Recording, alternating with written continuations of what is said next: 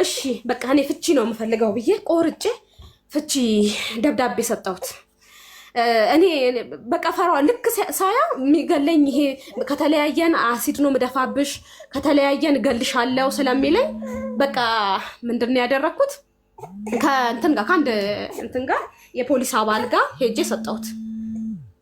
ሄጄ ስሰጠው ፈልገሽ ነው አለኝ። አዎ ፈልጌው ነው። እሺ በዛ ሰዓት ቤት ተከራይቼ ነው የወጣሁት። በወጣሁበት ሰዓት ሰሃን አልቀረም፣ ተሽጧል። ሰሃን አልቀረም። ሰሃን ይሄ ተደራራቢ ሰሃኖች፣ ሌላ እንትን ቲቪ ስበሩት ነው የሚላቸው ለልጆቹ። ስበሩት በሉት። ለእሷ ደግሞ እናትሽ እንደዚህ ትሁን በላት። አቁም ልጆቹ ይሉኛል። ከዛ እንደዛ የሆነ ያው የፍርድ ቤት ወረቀቱን ሰጠሁት። ስሰጣው እሺ አምነሽበት ነው አለኝ። በሱ ፊት አዎ አምኜበት ነው አልኩኝ። የፍርድ ቤት ቀጠሮ ደረሰ። የመጀመሪያው ቀን ምንድን ነው ተባል እንደዚህ ነው ብዬ አልኩኝ። እሱ ምላሱ በቃ እንዴት ነው ሲያወራ ራሱ በጣም በቃ ይሄ ተጎዳ። እኔ ባጃጅ ቶሎ ይበላሽብኛል፣ በእጄ ምንም የለም፣ ለዚህ ትንቀኛል። እኔ ጭራሽ አይደለም ለመናቅ ላይ ወጥ ነው የሚደፋው። ላይ ለሰው እንደምሆን አይደለም ለሱ። የሱ ጊዜ አንደበት የማይሰራም እንባ ብቻ ነው። በቃ ሰው ነው የሚናደድብኝ ማለት ነው። እኔ ለሰው በጣም በቃ ይሄ በጣም አግሬሲቭ ነኝ። በቃ ስናገር ቁጡ ነኝ። ምንም እንትን የለኝ። ትክክል ነው ባልኩበት መንገድ ላይ ሄዳለሁ። ለሱ ጊዜ አይሆንም። ግራ ነው። ሰዎች አሁን ቤተሰቦች መተት ምናምን ይሉኛል። ምን እንደሆነ ነው ግራ በቃ ግራ ማለት ነው። ግራ ታመም ያለው ብሎ ቤት ውስጥ ቁጭ ብሎ ይውላል። ቁጭ ብሎ ከሰራተኛ ጋር የተመቸችው ሰራተኛ ካለች ቁጭ ብሎ ይውላል። ምንድነው ሆን ከወገቤ እንደዚህ እንትኑ ባጃጅ የሆነ ነገር ሳደርገው ይለኛል። እሺ ቁጭ በል እና እኔ ታምሜ እንደዚህ ማትገዥልኝም? በአመት ምገዛለት ልብስ ምገዛለት እኔ ነኝ፣ ጫማ ምገዛለት እኔ ነኝ። ምንም ነገር የሚጎድል ነገር የለም። ውጭ ላይ የሰማሁት ነገር እኛ ሰፈር አዳዲስ ቤቶች ይሰራሉ። ሰዎች እዛ ሴት ሲያስገባ እኮ አይተነዋል ይሉኛል። እሱ ታዩን አይቼዋለሁ። እኔ ፊት ለፊት አይቼዋለሁ።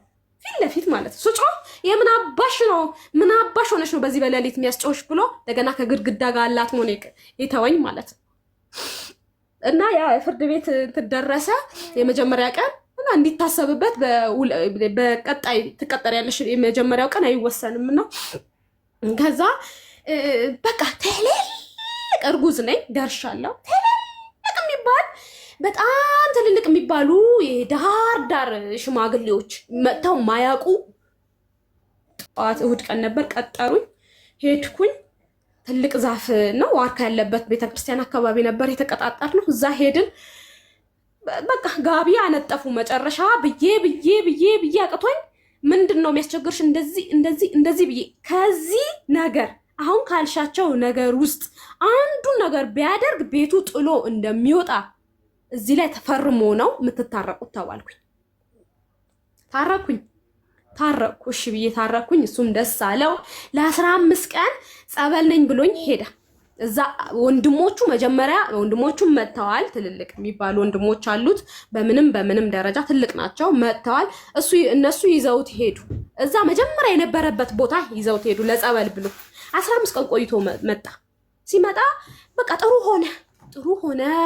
ለልጆቹ ጧት ተነስቶ ልብስ ያለብሳቸዋል። ሌላ ጊዜ ትምህርት ቤት የለም ነው የሚላቸው። እንዳትሄዱ ትምህርት የለም ዛሬ አትሄዱም ትምህርት ቤት።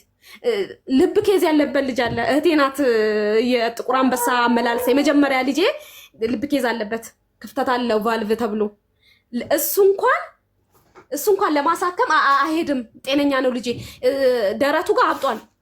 እንዲያው በሕክምናው ታዩና እንዲህ ለሚያይ ሰው ደረቱ ጋር አብጧል ልጁ። በቃ ምንድነው የሚባለው? ያው ቀጠሮ እስኪደርስ ወረፋ እስኪደርስ ቆዩ ነው የተባልነው። እህቴ ናት ሄዳ የምታመላልሰው። ልክ እህቴ ልትመጣ ቀጠሮ ደርሶ በየ6 ወሩ ነው የሚታየው። ቀጠሮ ደርሶ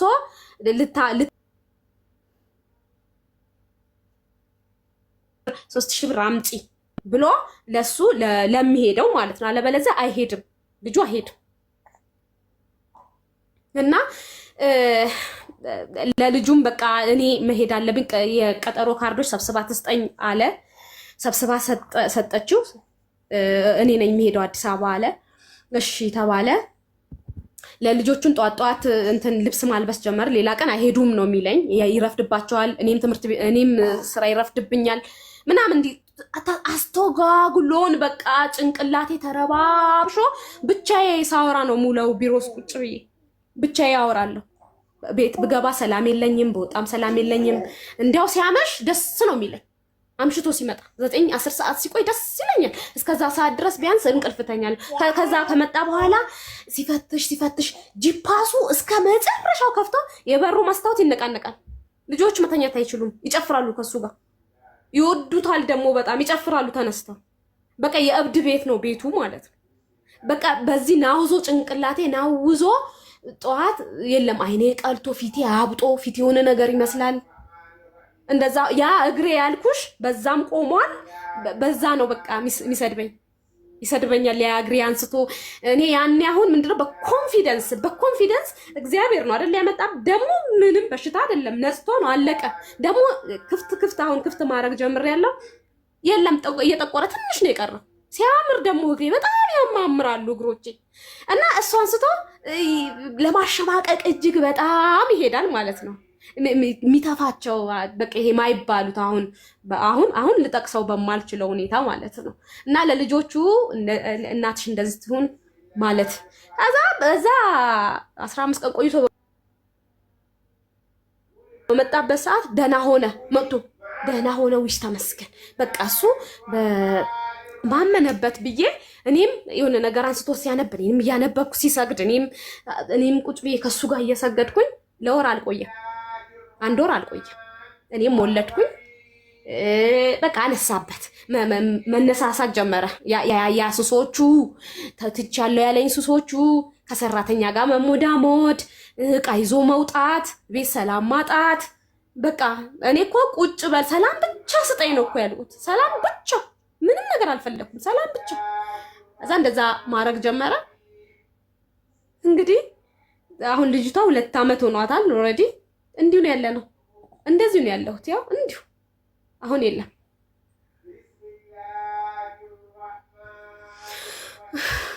በመጀመሪያ ደረጃ እኔ ስምሽን አይቼ አስገቢኝ መተንፈስ እፈልጋለሁ ስትይ ትኩስ ወሬኛ ነሽ፣ ትኩስ ወሬ ነው ስምሽ ብዬ ስላላመንኩሽ ይቅርታ። ዝም ብለሽ ቀልድ ምናምን ስምሽና ያው ሰውን ከስሙ መጽሐፍን ከሽፋኑ ጃጅ ማድረግ እንደሌለብኝ ተምሬያለሁ። ይቅርታ አድርጊልኝ እሺ። መጀመሪያ ኮሜንት ትኩስ ወሬ ሲል በቃ ዝም ብሎ ቀልድ መሰለኝ። ስምሽን አይቼ ስለፈረድኩብሽ ይቅርታ። እና ግን እህቴ ለምንድን ነው እዚህ ድረስ ማለት ይሄ ሁሉ መስዋዕትነት የምትከፊው ለምንድን ነው አልገባኝም። እኔ ራሱ አይገባኝም። አመንሽኝም አላመንሽኝም ልክ እሱን ሳየው በቃ የሆነ የዓለም መጨረሻ፣ የወንዶች መጨረሻ፣ የዓለም ይሄ የህይወቴ መጨረሻ የለም የህይወቴ መጨረሻ መደምደሚያ፣ ከሱ ከተለየውኝ ህይወት እንደሌለ የሚያስፈራሩኝ ነገሩ ይሄ ማህፀንሽ እንትን ነው ማስገባብሽ ይለኛል። ብረት ምንም እንዳታገለጊ ነው ማረግሽ።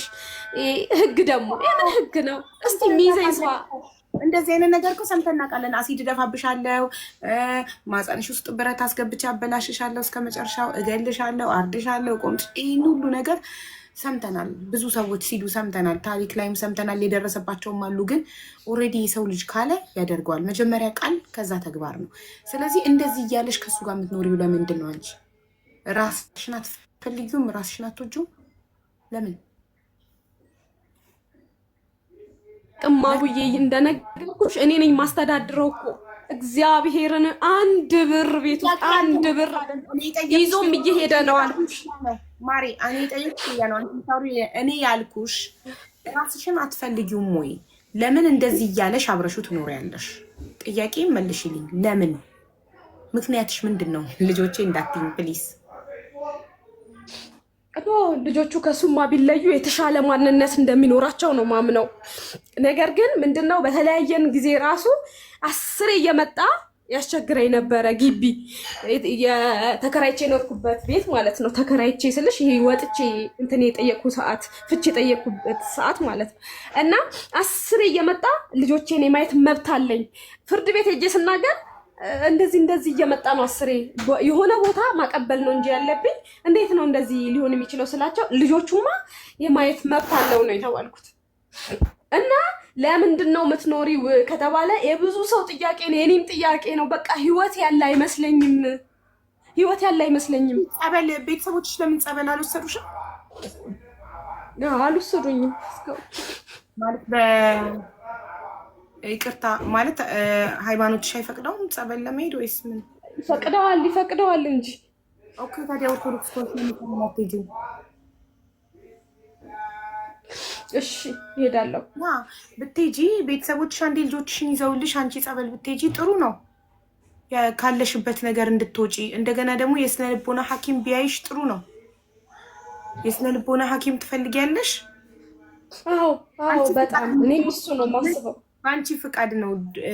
የዓለም የስነ ልቦና ሐኪሞች እንትን ቢሉ ቢሰበሰቡ አንቺን ማዳን አይችሉም። አንቺ እስካልፈቀድሽ፣ አንቺ ከዚህ ነገር መውጣት እስካልፈቀድሽ ድረስ አንደኛ የሰው ልጅ በጤናው እገልሃለሁ፣ አሲድ እደፋብሃለሁ፣ እንዲያረጋሃለሁ እየተባለ ለምን ይኖራል እንዴ? ለምን እኔ መኖር እፈልጋለሁ። አንድ ቀን በተኛውበት አምጥቶ አሲድ ቢደፋብኝስ? ዋይ እንደዚህ አይነት ክፉ ሰው ጋር ለምን እኖራለሁ? እንደዚህ አይነት ነገር አንድ ሰው እኮ ይኸውልሽ የሚያደርገውን ነገር ነው የሚናገረው። አንድ ቀን የሚያደርገውን ነገር ነው እየነገረሽ አለማምዶሽ አንድ ቀን ያደርገዋል። ለምን እንዴ? ራስሽን አትወጂም እንዴ? ራስሽን ካልወደድሽ እኮ ለልጆችሽ አትሆኝም እንዴ? ልጆችሽ አያሳዝኑሽም እንዴ? ጥሩ ኢንቫይሮንመንት ላይ የመኖር መብት እኮ አላቸው ልጆችሽ። ምን በወጣቸው ነው ከእንደዚህ አይነት እየሰከረ ከሚገባ ከሰራተኛ ጋር ከሚልከሰከስ እና ለራሱ ክብር ከሌለው የቤት ዕቃ እያወጣ ከሚሸጥ እንዴ? አንድ ጥሩ ኳሊቲውን እስኪ አንድ ነገር ጥሪልኝ እስቲ፣ አንድ ጉድ ኳሊቲ ንገሪኝ ስለዚህ ሰው። ልጆችሽ አያሳዝኑሽ? የሰላም ህይወት የመኖር መብት አላቸው ልጆቹ። ስለዚህ አንቺ እናታቸው ነሽ፣ አንቺ ነሽ ወደዚህ ምድር ያመጣሻቸው። ፈጣሪ በአንቺ ማህፀን ነው ወደዚህ ምድር የላካቸው። ግዴታ አለብሽ ልጆችሽን ሰላማዊ ህይወት የማኖር። ልጆችሽን በርገር የማብላት ግዴታ የለብሽም፣ ቂጣም ማቢያቸው። ግን ልጆችሽን ሰላም የመስጠት ግዴታ አለብሽ። ወደዚህ ምድር አንቺ ፈልገሽ ወደሽ ፈቅደሽ እስካመጣሻቸው ድረስ በሰላም የመኖር መብት አላቸው። በአቅምሽ ፒዛ በርገር አብያቸው ኖ አላልንም። በአቅ ድርቆሽም ይብሉ ከፈለጉ ብቻ በሰላም ጸብ የሌለበት ስድድብ የሌለበት ጭቅጭቅ የሌለበት ቦታ የመኖር ሙሉ መብት አላቸው። ስለዚህ ለልጆችሽ ታዩ የራስሽን ፍላጎት፣ ልብሽን እርገጪው። ሰውየውን ትወጂዋለሽ፣ ልብሽን እርገጪ። ስሜትሽን አሸንፈሽ ከዚህ ህይወት ወጥተሽ ልጆችሽን ሰላማዊ ህይወት የማኖር ግዴታ አለብሽ እንደ እናት። ግን ልጆችሽን ሰላማዊ ህይወት ለማኖር አንቺ መጀመሪያ ከዚህ ነገር መዳን አለብሽ። ሂጂ ጸበል ተጠመቂ፣ የስነ ልቦና ሐኪም አንቺ ወደ አይምሮሽ ስትመለሽ ሰላም ስትሆኚ ልጆችሽን ታወጫለሽ ከዚህ አይነት ህይወት። በዛ ላይ መካሪ የለም እንዴ? ላይ በላይ ላይ አሁን ስንት ልጅ ላይ ደረስሽ? 5 ነው 4? አንዴ መጀመሪያ፣ ከዛ ሁለተኛ መንታ፣ አሁን 3፣ ከዛ አሁን የ2 ዓመቷ ነው ያልኩሽ፣ 4ኛ ማለት ነው። ግን 4 ብታረግሽም ግን 5 ልጅ ነው የወለድሽው። ለምን? የሁለተኞቹ መንታ ስለሆኑ ኖ፣ የመጀመሪያ አንድ ወንድ ልጅ፣ ከዛ ሁለተኛ ወንድና ሴት ማለት 3፣ ከዛ አሁን ሴት 4ኛ ማለት ነው። እሺ ምንድን ነው የምትሰሪው ስራ? የሆነ የመንግስት ስራ ነው ሰራል ያልሽ? ምንድን ነው የምትሰሪው? ገቢዎች ነኝ። ገቢዎች ማለት ምንድን ነው የምትሰሪው? ጸሐፊ ነሽ? ምንድን ነሽ? ቀረጥ ነው። ቀረጥ። እሺ አትሊስት አንቺ ትምህርት ተምረሻል አይደል? እንዴት ነው የተማረች ሴት ከእንደዚህ አይነት ወንድ እንደዚህ ከሚቀጠቅጣት ከማያከብራት ከሰራተኛ ጋር አይንሽ እያየ ተኝቶ የምትይዥው ባል ሰራተኛ በሱ ምክንያት ከሚወጣ ይሄን ሁሉ ነገር እያየሽ እንዴት አስችሎሽ ደጋግመሽ ታደርጊያለሽ ከእንደዚህ አይነት ሰውዬ? ልጆችሽ አያሳዝኑሽም? ተለሻቡዬ እኔ ብለይም ልጅ በጣም ወዳለው እና ከ2 ባል ከምወልድ በሱ ወልጄ ቢያስ ብለይም እንኳን መውለድን ባልፈልግም በሱ ይሁን ብዬ ነው። እኔ አሁን አልፈርድብሽም። ወደሽ አይደለም። መጀመሪያ ጸበል ሄደሽ ተጠምቀሽ መዳን አለብሽ ከእንደዚህ ካለሽበት ነገር። ከዛም በኋላ ምንም ችግር የለውም። ቁጥርሽን አስቀምጪልኝ፣ እኔ በውስጥ ማወራሻለሁ፣ የስነ ልቦና ሐኪም ማገናኝሻለሁ፣ እጠይቅሻለሁ። ግን የመጀመሪያው እርምጃሽ መሆን ያለበት ጸበል መሄድ ነው ያለብሽ። እንድትሄጂ አልጠየቁሽም? ቤተሰብ፣ ጎረቤት፣ ዘመድ እንዴት እስካሁን ድረስ የሁሉ ነገር ሲደርስብሽ ጸበል ሂጂ እንኳን አላሉሽም? በቃ መውጣት እንዳለብኝ ነው። መውጣት እንዳለብኝ ነው። መተት አድርጎብሽ ይሆናል ካሉ ቤተሰቦችሽ፣ ታዲያ መተት በምንድን ነው የሚለቀው? በጸበል አይደል? እሱንም አላመንኩበትም ያደርግብኛል ብዬም አላመንኩም። ምን እንጃ የት እንደሆነ ቤትማ ድምድምን ያደረጉት ይሄ መተት ነው እንጂ በጭራሽ የሰው ልጅ ከሱ ጋር አይኖርም ነው የሚለው። ሁሉም በዙሪያ ያሉ ሰዎች በሙሉ ብትጠይቂ እንደዚህ ነው የሚሉሽ። የሰው ልጅ ከሱ ጋር አይኖርም። እኔ ምን መሰለሽ፣ እኔ መተት በሚባለው ነገር አላምንም። ግን አንዳንድ ራስን አለመውደድ ከእንደዚህ አይነት ሰው ጋር የሆነ በቃ ጨክነሽ ጥርስሽን ነክሰሽ ልብሽን ረግጠሽ ካልወጣሽ በስተቀር ከእንደዚህ አይነት ህይወት የሆነ አዚማም ይዞሻል ከዚህ ሰውዬ ጋር ገባሽ? በቃ የሆነ ምኑን ነው የምትወጂለት? እኔ እንጃ በቃ የሆነ ተለሳልሶ በሚያወራ ሰዓት ካለሱ በቃ ይሄ ከልዬ ምናምን በሚል ሰዓት በቃ ሁሉ ነገር ሙሉ ነው የሚያደርግልኝ። ሁሉ ነገር ማለት ነው እርስት ነው ማድረግ ሁሉ ነገር በሀሳቡ ሲያወራ እንደ ቅን። አንዳንዴ አሁን ቅን ሆኖ ያወራ፣ አንዳንዴ እንደዚህ ሲያወራ እንደዚህ ብናደርግ እንደዚህ ሲለኝ በቃ ሙሉ ያ ሁሉ ነገር ያለፈው ነገር በሙሉ ኤክስ ነው በቃ። እኔ እኮ ገና ድንግልናሽን ወስዶ ጥሎሽ ጠፍቶ አግብቶ ተመልሶ መጥቶ መንገድ ላይ አግኝቶ ሽቅፍ ሲያደርግሽ በቃ ያቅፈኝ ሁሉ ነገር ረሳው ስትይ በቃ ጠፋች ብያለሁ። ገና የሰማሁሽ ገና እዛ ጋር ሲያቅፈኝ ሁሉን ነገር ረሳው ስትይ ካላስ ሴትዮ ተበላሸች ሄደች አልኩኝ። ማለት አይዶን ነው እኔ ምን እንደሆነ አንቺ አንድ ግለሰብ ነሽ። ከአንቺ ይልቅ 4 የተወለዱት ልጆች ያሳዝኑኛል በእውነት። አሁን ይሄ ሰውዬ ነገ አምጣው የሆነ ነገር ቢያደርግሽ እሱ እስር ቤት ይገባል። አንቺ የሆነ ነገር አድርጎ እነዚህ ልጆች ምንድን ነው የሚሆኑት? ማደጎ ቤት ሊገቡ ነው? በየዘመድ ቤት አንዳንድ ተከፋፍሎ ሊያሳድጓቸው ነው? ስለ ልጆችሽ አታስቢ? የእውነት ነው የምልሽ። እኔ የ2 ልጆች እናት ነኝ። ከወለድኩ በኋላ ለእያንዳንዱ እርምጃ ልጆቼን ነው የማስበው። የበለጠ መኖር ጓጓለሁ፣ ጤናዬን እጠብቃለሁ። ለምን ነገ ልጆቼ እኔ ሞቼባቸው ባዳ እጅ ላይ እንዲያድጉ፣ የሰው እጅ ላይ እንዲያድጉ አልፈልግም። ለእነሱ ስል ማምራት እጠብቃለሁ። እና እንዴት ስለአስሪ እንዲህ እያለሽ አሲድ ደፋብሻለሁ፣ እገልሻለሁ። እንዴት አብረሹ ትኖሪያለሽ? እንዴት ስሜትሽና ልብሽ አሸንፈሽ ደጋግበሽ ታረግዢልናለሽ? እንዴት አብረሹ ትኖሪያለሽ? እኔን የሆነ ነገር ቢያደርገኝ ሰውዬ እነዚህ ልጆች ማን ላይ ነው የሚወድቁት? ምን ላይ ነው የሚወድቁት ብለሽ አታስቢ? አያሳዝኑሽም? እስቲ ስለ ልጆች ሁሉ ነገር ይቅር፣ ስለ ልጆችሽ እስኪ አስቢ። ምንድን ነው የሚሆኑት ነገ? አንቺን የሆነ ነገር አድርጎሽ እሱ እስር ቤት ይገባል። ከዛ አንቺን ባይገባ ራሱ እስር ቤት ከሰካራምና ከሌባ የቤት ዕቃ እያወጣ ለሱሱ ከሚሸጣባት ዞር ብሎ ሊያያቸው አይችልም። እነዚህ ልጆች ምንድን ነው የሚሆኑት? አንቺ ህይወትሽ በቃ አብቅቷል። አሁን ስለ ልጆችሽ ነው ማሰብ ያለብሽ። ልጆቼ ምንድን ነው የሚሆኑት ብለሽ አስቢ። ራስሽን ጤናሽን የመጠበቅ የአይምሮሽን ጤና የሰውነትሽን ጤና የመጠበቅ ግዴታ አለብሽ። ያንቺ ህይወት ያንቺ ኃላፊነት ነው፣ ማንም ኃላፊነት አይደለም። ያንቺን ጤና መጠበቅ ያንቺ ኃላፊነት ነው።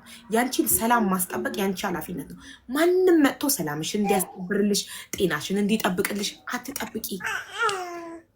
ኃላፊነት ያለብሽ ያንቺን ህይወት የማዳን የደስታዬ ኃላፊነት እኔ ነኝ። ራሴን ደስተኛ አድርጎ የማኖር ኃላፊነት ያለብኝ እኔና እኔ ነኝ።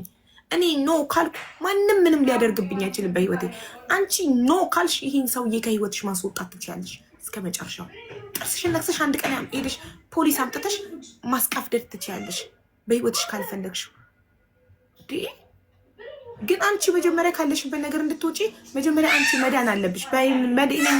በጤነኛ አይምሮ ነው ይሄንን ማሰምች።